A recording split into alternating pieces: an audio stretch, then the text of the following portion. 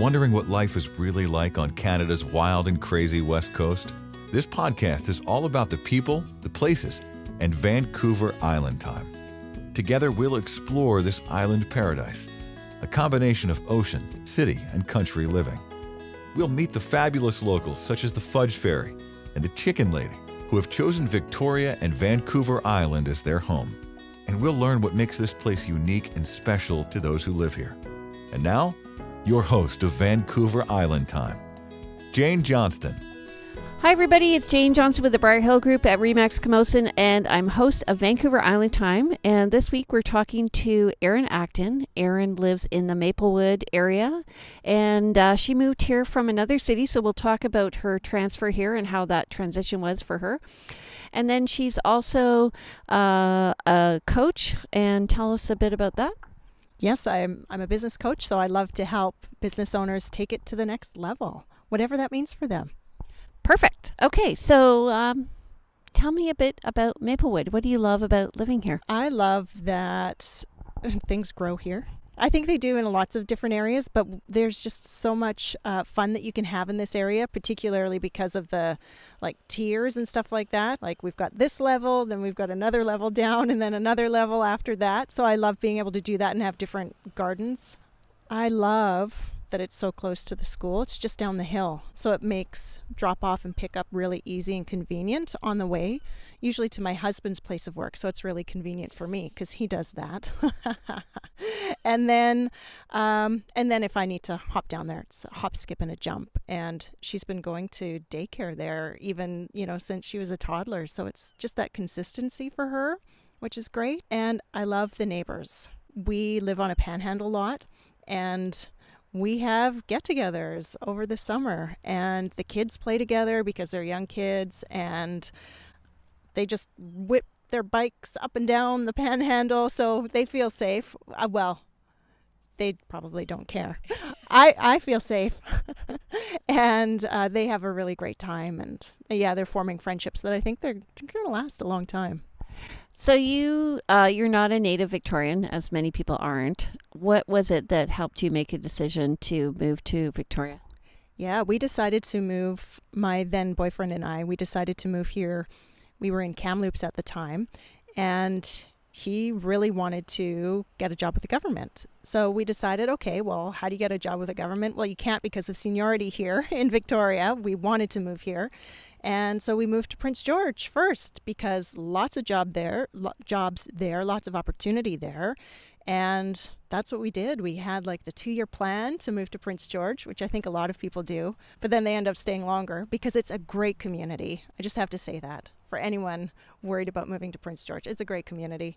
And then we moved down here. He in about 2.5 years, and then I came down in 3 years. And so you had all sorts of areas of Victoria to pick. What made you pick Maplewood? We loved that it was close to downtown without being downtown. And it's, for us at the time, it's an easy bike ride to town to work and play. And it's also so convenient to get to the ferry and to the airport because our families are off island. And so it's great to be able to take a 2-minute drive down the hill and be on the highway and straight out to the ferry and the airport terminal. So what do you do for fun around here? Because you are on a fairly busy road here. We're on Tattersall, which is just west of Maplewood. But what do you do for fun on the other side of Maplewood? Yes, I love going for walks. That's what I love to do. And we're so close to a beautiful chip trail. It's in a municipal park, and that's my kind of zen place. That's a place where I get to go when I'm feeling stressed or even just for my daily walk. I get to see nature. I get to be in the trees, be in the sunshine a little bit too. I just love that. And then we're really close to a couple of the cycling trails as well. And now that our daughter's getting older and really quite mobile on a bike, she is like, let's go for a bike ride. And so we'll hop over to the trails, which are really quite close to here. And they're off Tattersall. So the park that you're walking in is Cedar Hill, and that's a golf course too. Do you ever golf there? I have golfed there once. I'm not a huge golfer. I do every once in a while. And I think my husband's golfed there quite a few times. It's nice just to sling your clubs on your back and walk over. Yeah, and it's actually not too expensive either. So a lot of companies have their golf tournaments there, I found. Yeah, I definitely see lots of what appear to be tournaments. So, and the trails that you're talking about, what are the names? There's the cycling trails around here. There's Lochside Trail, which runs up the peninsula, and a very convenient location. There's like an ice cream store, a really famous ice cream place, beautiful stores throughout, mini golf area. So you can make a day of it and have a not too bad ride. Or you can ride a little bit further and make it to Elk Lake and spend the afternoon on the beach there. Or we will also hop onto the Galloping Goose and either ride out to Thetis Lake, which is another gorgeous lake, to have a lot of fun in the afternoon, or in the morning, but really the afternoon, or even downtown to the Trestle and the Selkirk Waterway. They're just so easy to get to and so much fun once you're there. Mm-hmm. So you have your choice of fresh or salt water, with the lakes obviously being fresh water. I noticed yesterday, actually, when I was driving home, that a lot of kids are going to the lakes right now. Thetis Lake is very popular with high school kids. Yeah. And also with young kids. Yeah. Okay. What about things so that people consider, like where do you shop for food around here? There are a few different places that are really convenient. I do most of my shopping at Thrifty Foods. It's right down the hill. It's right next to my daughter's school, so it's so convenient just to park, pick her up, grab the groceries, and be done. I love that because it's fast and convenient. But there are others too really close. There's a Save-On nearby that I really love. There's also a really cool place, and I'm just blanking on the name, but we'll go there. It's at the corner of Mackenzie and Blenkinsop. So those tend to be the main spots. And then there's another Thrifty's that's so close. This one is close to the liquor store. So, if I need that on a particularly long day, I'll go there too. So that usually will depend. What do I need to do? Do I have to get my daughter? Okay. Some limes for your margarita. That's right. Yeah, exactly. What about, do you go to the Whole Foods? So there's new Whole Foods at Uptown Mall. Yeah, it's one of my daughter's favorite stores, actually. We don't go there all the time, but we do definitely go there, and she quite enjoys it. We tend to go to the library there a lot, and yeah, the library there a lot at Uptown. And actually, Uptown, when it was first built, it had a lot of negativity around it because the buildings are quite close to the road. But what they've done is build this really nice courtyard in the middle. Yeah, I love it. And when my daughter was younger, she would just play in there. I wasn't with her all the time, but sometimes even in her underwear, just running around in the water park because there are these cool little fountains. And I love it. I love the feel and the vibe of Uptown Mall. Yeah, it's just really great. A couple coffee shops and so convenient. Yeah, actually, they had between the buildings, they had a zip line, which we did one time. Oh my gosh, that's amazing! I didn't know that. That's very cool. It was fun. They've got a good community, good business association, I guess, going on there. So, and what about for dinner and things like that? We seldom eat out, so I wouldn't be the person that I would be highly recommending, like tons of restaurants. I know we've got lots, but I'm usually looking to other people for recommendations. But one place that we have gone to a few times that we enjoy and that our daughter enjoys is Bin 4 Burger Lounge, just down the street from us. Favorite burger at Bin 4? The truffle burger. That's with mushrooms? Yes, it has mushrooms, but they also add in truffle oil, like they do it. And then I get the truffle aioli as well. I just truffle it up with the truffle burger. That's what you do. You go bigger, you go home with the truffle burger. And then I love it with like a Fat Tug, which is one of our local breweries, beer in town too. Yeah. I get the Heritage Burger because they have salsa and guacamole on it and a bit of ham. It's a really unusual combination, but yummy. I'm salivating just thinking about that. Have you been to Lot 1? I have not. So that's the same company, and they've built a restaurant for pasta. It's a pasta bar. So it's and if you're gluten free, I'm probably sure they probably have fruit and glee stuff for you to choose. You just said fruit and glee. I know, it's more fun. Oh. It's more fun if it's fruit and glee. It probably is. Anyway, okay. So obviously you have a young child. Yep. So what do you do with her other than biking around? There are so many great parks. We will often go to the park. One of our favorites is Cadborough Bay, and that's great because it has a giant playground plus really cool structures. Like there's this octopus structure that's huge, and I want to say like it's at least 1.5 stories high kind of idea, but so much fun for the kids to crawl in and other stuff as well. And if she's into that, great. Then we have some fun there. But lately she's been really loving exploring the beach. So we'll do the beach part of things and create things in the sand or just look for shells. And it seems like we could spend hours there, and we usually just end up saying, okay, it's time to go home, like dragging her home. So that's what we've been doing. I find they have a really great beach because it's so flat. Like the water's quite cold here, but the flatness of the beach makes the water warm up a bit. Yes, I wouldn't say it really feels warmed up. It's freezing. I don't go in. and that's okay. I get teased about that, but that's fine. I just, it's nice if it's a hot day. It's really actually quite nice to be down by the water because it cools you off so much. Yeah, and I think there's a temperature differential of about a couple of degrees at least between going up at the top there. Okay, and then kids around here, what's the demographics of where you're living? I don't know. One thing I would say, if anyone's thinking about living on this street, is that we don't get any Halloween visitors. And I think because we don't have a sidewalk on this side of the street, and also because our driveway's longer, and so either it looks inaccessible or whatever. And so we haven't seen a huge number of kids. We know that there are kids in the neighborhood because we live in the Panhandle and talk to them. But I don't know a whole lot about the demographics. So where do you go for Halloween? It's just right across the street. There is what I call it, a cul-de-sac kind of neighborhood. There are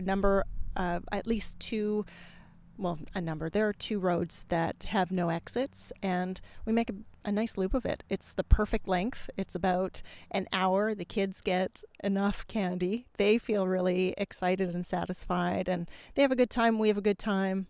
It's good. So is there a parental tax on Halloween goods?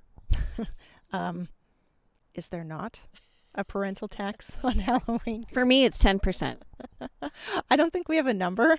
I think it's what will we get away with taking without her noticing. I don't know. Is that wrong? Are we instilling bad ethics in our daughter stealing her candy? I don't know. She usually, though, she's awesome. She's like, do you want this, Mom? Or do you want this, Dad? So she's sharing too, just as long as she's got enough. I'm just like one big bag and dig in. Yeah, I am too. Our daughter has her own organizational method. She'll usually put some here and then some there, and then we'll combine them later, save them in the cupboard. She self-manages. It's really great. They last a few months. Yeah. Okay, so I'm looking at your garden here. Let's just get back to the gardening. Tell me why there's a little bit of a fence behind us. Yes, we have deer. We're on a deer route, which is beautiful. And the gardener that I used to be would cry a lot because they eat our hostas and stuff like that. I've just learned to grow different types of things, and there are so many things that they don't eat.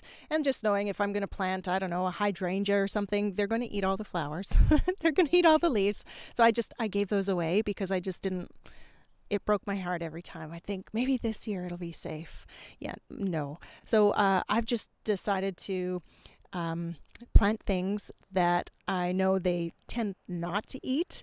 And then we get to see the fawns in the spring, which has been amazing. Last year, not this year yet, but last year, one of the fawns, the mom would leave her in our yard.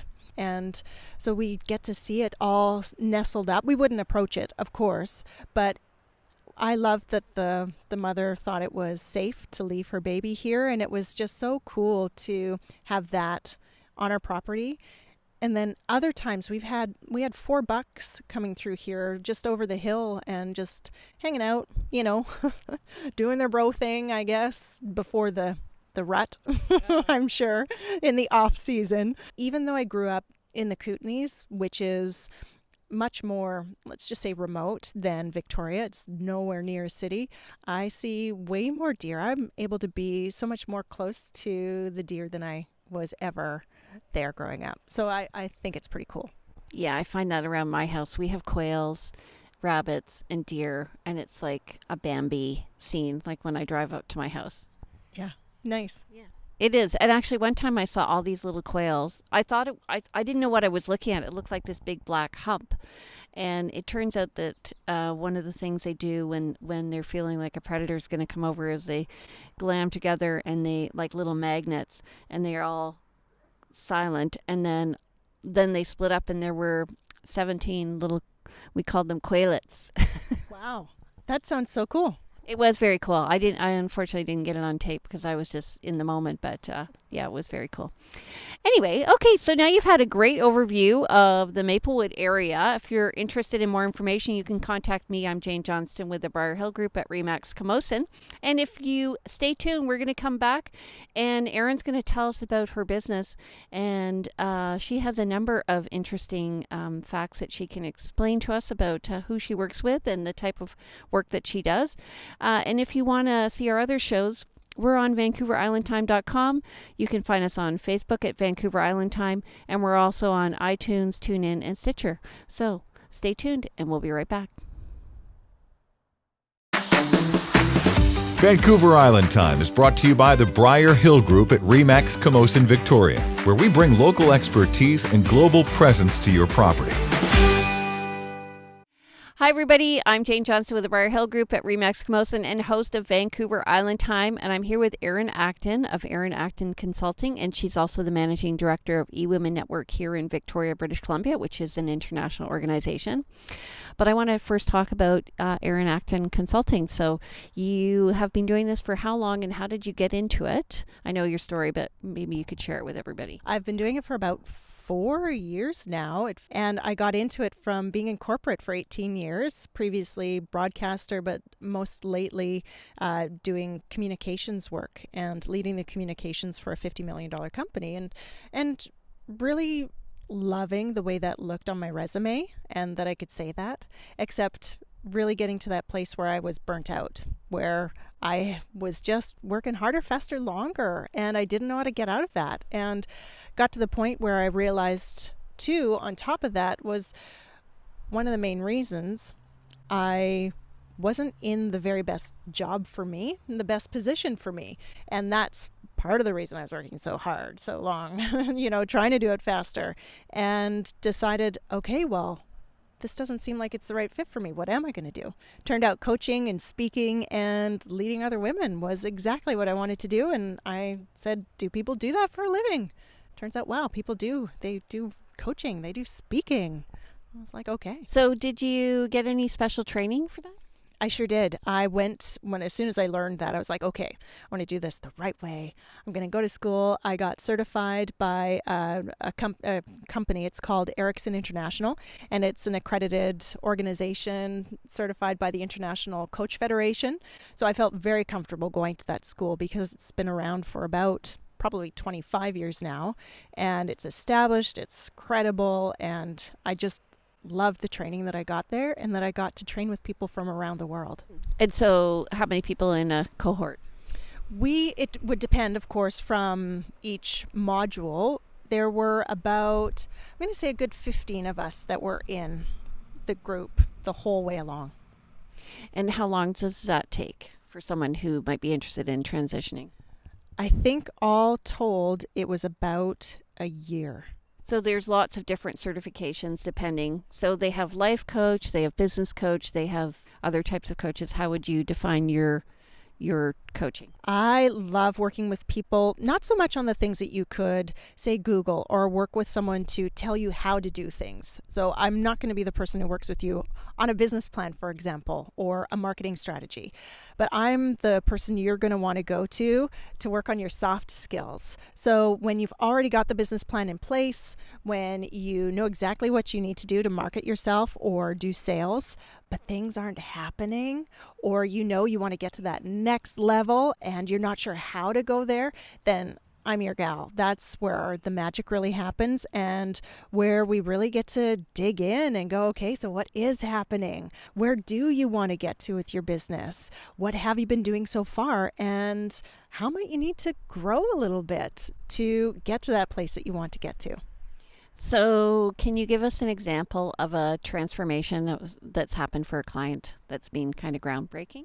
Well, I think what I'd love to share is about when I was very first coaching, like when I was just getting out there and feeling kind of wet behind the ears still, working with someone she'd always wanted to start a business. She was just, oh, do I leave this secure job that I have now, but that is really stressful, to go out and do a business that I've always wanted to do? Or do I just keep staying here? And so she said, no, I want to start a business. So we worked together. She did her business. She launched it. We worked together about 3 months at that time.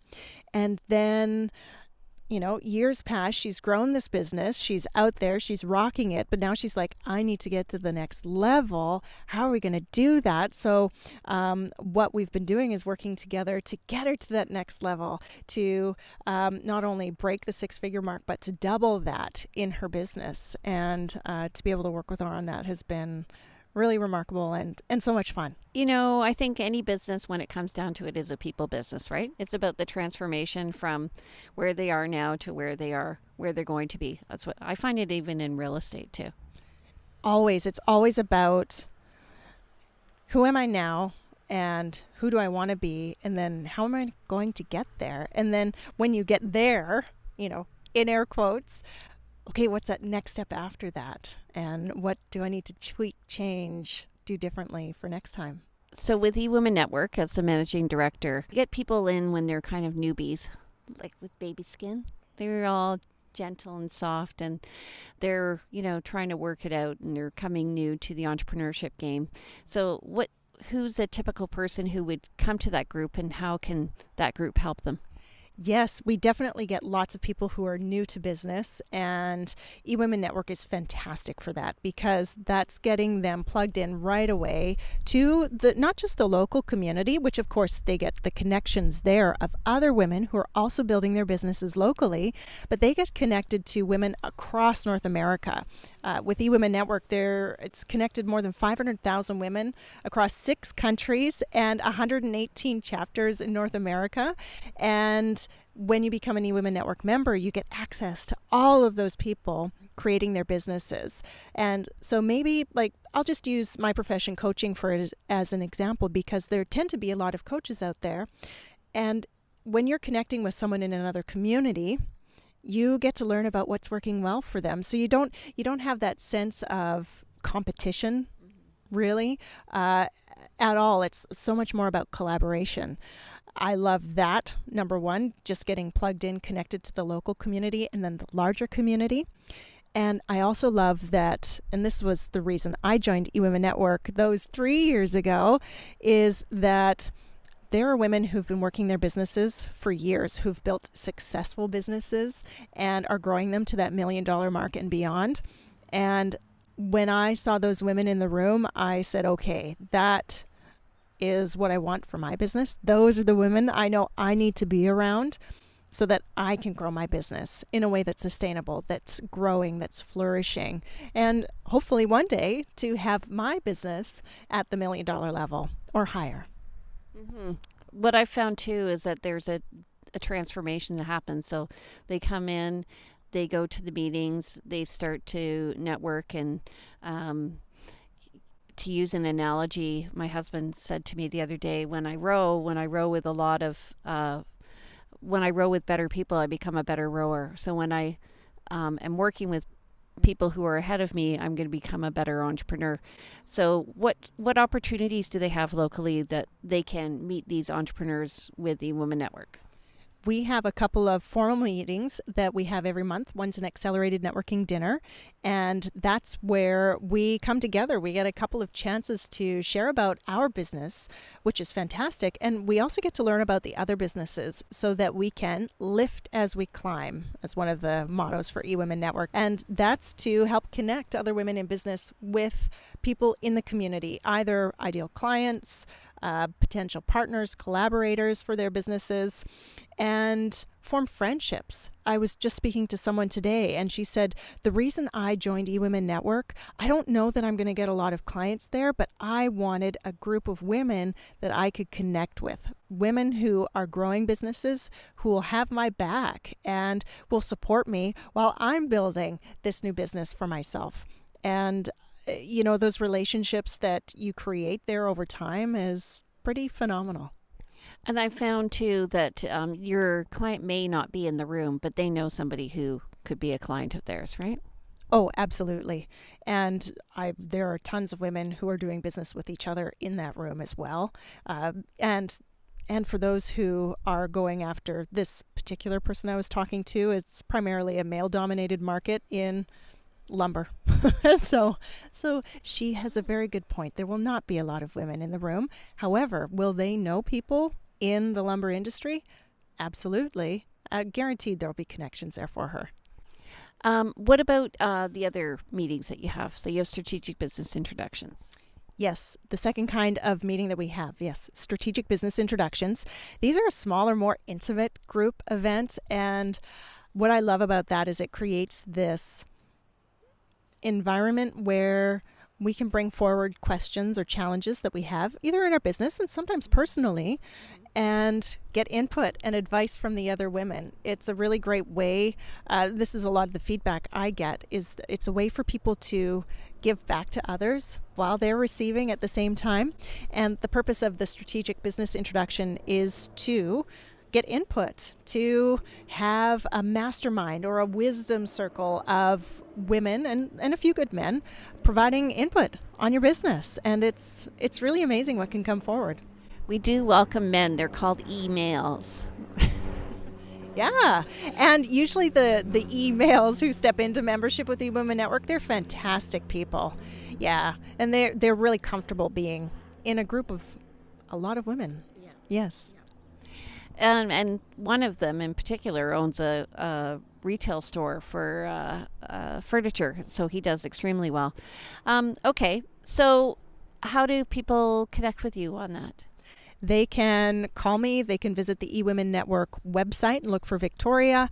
They can go to our public Facebook page on Facebook. I guess it's on Facebook if it's a Facebook page, and send me a direct message. My phone number, and this is my cell, so you can text me if you'd like, 250-813-1761, or you can email Erin Acton at eWomenNetwork.com. And the eWomenNetwork is eWomenNetwork.com. Right. It's EWOMENNETWORK. So a lot of people say eWomen's. It's not. It's eWomen Network, which is the plural. Okay. And then, so what are your next steps for this group? My vision for this chapter, I would love to see 80 to 100 members at each and every, not just members, but guests at each and every meeting.